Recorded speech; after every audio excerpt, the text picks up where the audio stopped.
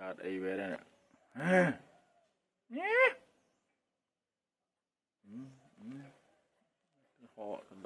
កតដកខ្យល់ចឹង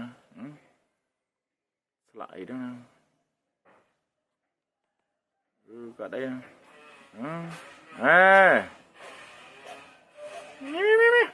មិនរស់ខំគ្នាមកនេះគូនមកនេះលើដបូផ្ទះញ៉ាំមែន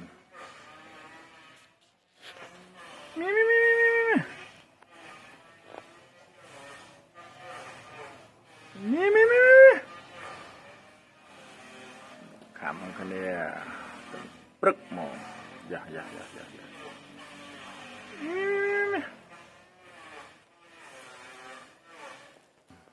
កូនលើធំប៉ុណ្ណេះកូនហ្នឹង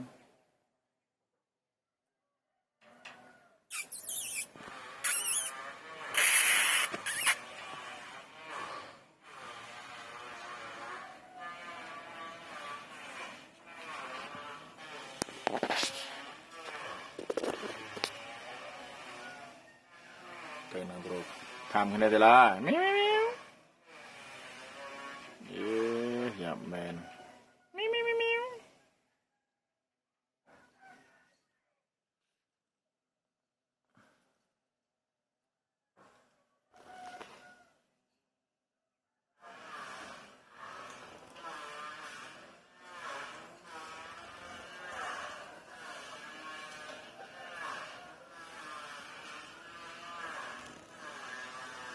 ធ្វើស្អីវាទៅនោះ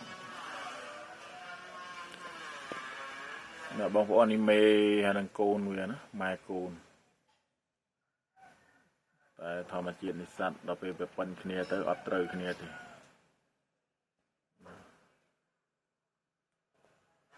កន្លែងវាដេកហ្នឹង